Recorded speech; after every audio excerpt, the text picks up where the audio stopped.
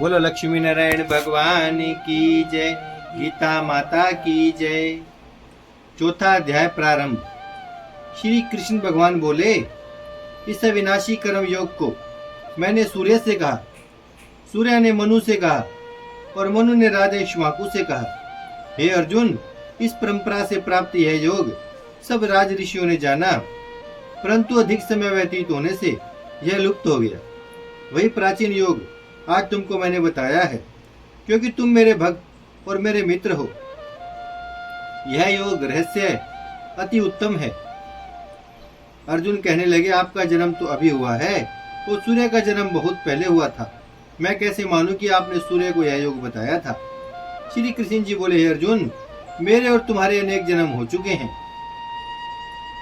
हे अर्जुन, संसार में है योग सदा प्रधान, योग नष्ट जब होता है पर प्रकट तब भगवान। योग मुझे प्यारा अधिक, योगी मेरे मीत, जिसको सुख दुख समसदा तुल्य धाम या वाशीत। जिसको सुख दुख समसदा तुल्य धाम वाशीत। कुंती सूत योगी बनो तब होगा निस्तार, मुक्त हो तो योगी सदा जिसे न फल की आस। उस योगी के टूटते हैं पांडव सब पाश। मुझे याद है तुम भूल गए हो।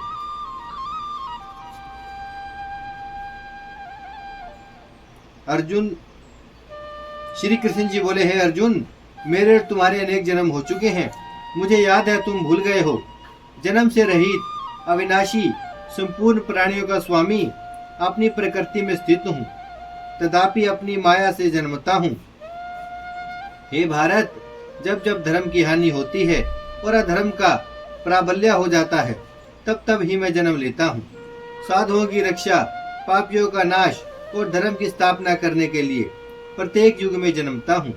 जो मेरे इस अलौकिक जन्म और कर्म का तत्व जानता है, वह मृत्यु होने पर फिर जन्म नहीं लेता और मुझ में लीन हो जाता है।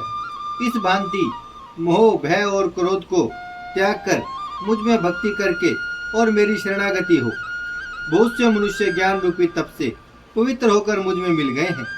जो जिस भाव से मेरा पूजन करता है, उसके मैं उसी प्रकार का फल देता हूँ। हे पार्थ, मनुष्य सब प्रकार से मेरे मार्ग का अनुसरण करते हैं, अर्थात यह चाहे जिसकी सेवा करें वह मेरी ही सेवा है। मनुष्य लोक में कर्म सिद्धि की इच्छा करने वाले देवताओं का पूजन करते हैं, क्योंकि इस लोक में कर्म की सिद्धि शीघ्र होती है। मैंने चारों वर्णों की सृष्टि अपने गुण और कर्म से की है। सृष्टि का कर्ता मैं हूँ, तथापि मुझे अकर्ता विनाशी जानो। कर्म मुझको बद्ध नहीं कर सकते, तथापि कर्म में मेरी कामना नहीं है। इस प्रकार जो मुझको पहचानता है, वह कर्मों के बंधन में नहीं पड़ता। अतः पूर्व पुरुषों के किए हुए कर्म को तू भी कर। हे अर्जुन, कर्म क्या है और अकर्म क्या है, इसके विचार में विद्वान की बुद्धि भी चकरा जाती है। उसी कर्म का वर्णन मैं तुमसे करूंगा, जिसके जानने से संसार के बंधन छूटकर मोक्ष के भागी होवोगे। कर्म, विक्रम और अकर्म तीनों को जानना आवश्यक है, क्योंकि कर्म की गति अति गंभीर है। हे अर्जुन, जिसके कर्म करने की कोई कामना नहीं रहती है और जिसके समस्त कर्म ज्ञान रूपी अग्नि से भस्म निर्मल हो गए हैं, उसको पंडित कहते हैं। जो कर्म फल की आशा छोड़कर करता है और उनमें आसक्ति भी नहीं रखता है और निराश्रय ही संतुष्ट रहता है, ऐसा मनुष्य कर्मों में घिरा रहने पर भी मानो कुछ नहीं करता है। देव योग से जो कुछ मिल जाए उसी पर संतुष्ट रहता है। जो हर्ष शोक आदि द्वंद्वों से मुक्त होता है, तथा किसी से ईर्ष्या नहीं करता, कर्म की सिद्धि या सिद्धि में भेद नहीं समझता, वह कर्म करता हुआ भी उसमें नहीं बंधता। जो फल की इच्छा नहीं रखता, वासना से दूर हो गया है, ज्ञान में जिसका मन अचल है और यज्ञ के कर्म करता है, उसके वे सब दोष लुप्त हो जाते हैं। हवन करने का पदार्थ भी ब्रह्मा है, आहुति देने वाला भी ब्रह्मा है। इस प्रकार जिसकी बुद्धि में सब कर्म ज्ञान में है, उसको ब्रह्मा प्राप्त होता है।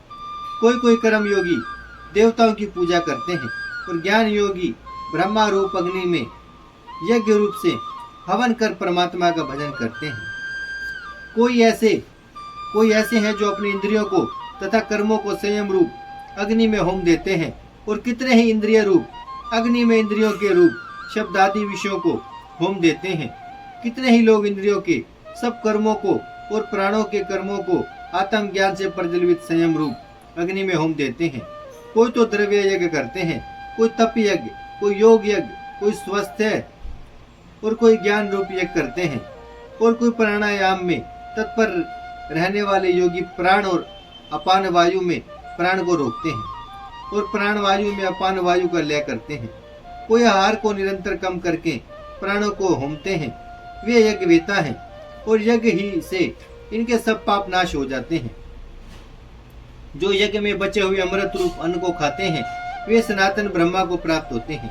हे अर्जुन, जो यज्ञ नहीं करते हैं उनको यह लोक और परलोक दोनों नहीं है। इस प्रकार के बहुत से यज्ञ वेद में विस्तार सहित वर्णित हैं। इन सबको कर्म से उत्पन्न हुआ जानो। हे प्रत्यय, द्रव्य में यज्ञ से ज्ञान यज्ञ उत्तम है। हे पार्थ, फल सहित सब कर्म ज्ञान में समाप्त हो जाते हैं। सो उस ज्ञान यज्ञ का तत्वदर्शी और ज्ञानी लोग तुमको उपदेश करेंगे।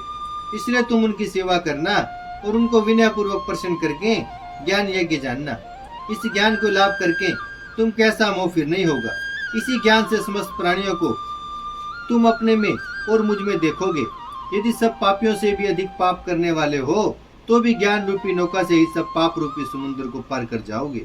हे अर्जुन, जिस प्रकार प्रज्वलित अग्नि लकड़ी को जलाकर भस्म कर देती है, वैसे ज्ञान रूपी अग्नि सब कर्मों को भस्म कर डालती है। इस लोक में ज्ञान के समान पवित्र और कुछ नहीं है। यह व्रत भूतकाल पर्यंत कर्म योग से सिद्ध हुए पुरुषों को अपने आप ही प्राप्त होता है। जो श्रद्धावान पुरुष इंद्रियों को जीतकर ब्रह्मा में लगा रहता है वह ज्ञान को प्राप्त करता है और ज्ञान को पाकर अल्प समय में शांति को पा लेता है।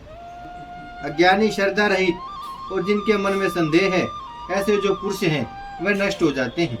जिनके मन में संदेह रहता है उनको यह लोक परलोक और सुख कुछ भी प्राप्त नहीं होता। जिसने परमेश्वर आराधन और निष्काम कर्म योग के आश्रय से कर्म बंधन त्याग दिए हैं, हे अर्जुन उस आत्म ज्ञानी पुरुष को कर्म नहीं बांधते। अतः वह ज्ञान से उत्पन्न हुए चित्त के इस संशय को ज्ञान रूपी तलवार से काटकर मेरे बताए हुए कर्म योग को करने के लिए प्रस्तुत हो जाओ। बोलो गीता माता की जय, श्री कृष्ण भगवान की जय, लक्ष्मी नारायण भगवान की जय। भजमन नारायण नारायण नारायण, श्रीमन नारायण नारायण नारायण, लक्ष्मी नारायण नारायण नारायण, सत्य नारायण नारायण नारायण।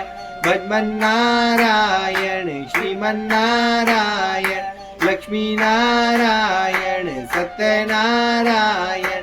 भजमन नारायण नारायण नारायण।